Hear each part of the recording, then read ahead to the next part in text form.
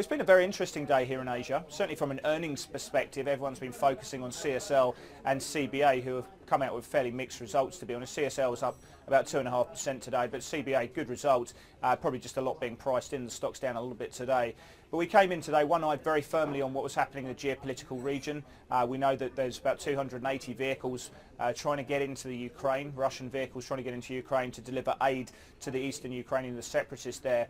The Ukrainian officials not allowing them into the country on the grounds that they potentially could be looking to provide them with weapons. So I think, if we look at what's happening in Japan, there's a lot of people who are still looking for weakness in the yen, but I think they're probably being held back a little bit by these geopolitical tensions at the moment. We have seen dollar yen creep up a little bit today, and I'm not sure if it really got much of a boost from the terrible GDP print we saw in the second quarter in Japan, down 6.7% contraction in the second quarter.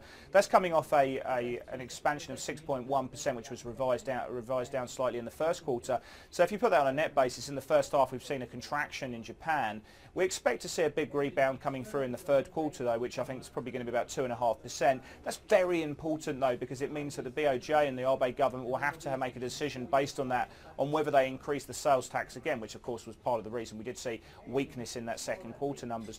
In Australia, as I say, a lot have been on earnings, but we did see second quarter wage growth coming out. That was at 2.6%, which is a little bit lackluster, to be honest, when you adjust it for inflation. When you also look in China, there's been some very mixed numbers coming through. If you look at the new yuan loans, the aggregate financing numbers, the social financing numbers, they dropped off an absolute cliff today, down 86%. So that's got a few of the China bears talking. I don't see it such a negative thing. I think there's been some accounting anomalies coming through, and I think from the aggregate numbers, there's been some maturing loans which some of the banks haven't rolled over. I don't see it being this huge deleveraging cycle. And we've seen some of their numbers like the industrial production, fixed asset investment and retail sales coming a little bit shy today as well. But Chinese markets only down about 0.5% at the moment.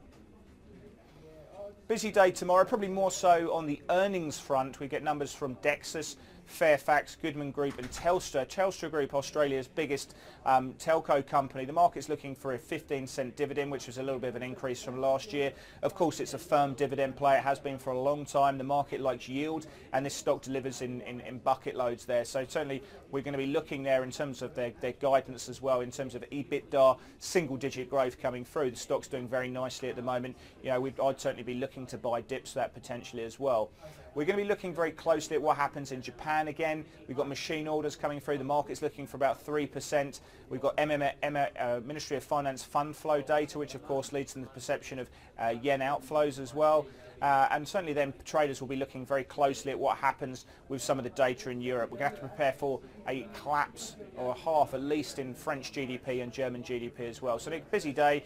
Traders looking at Australian earnings, getting ready for that GDP print out of Europe.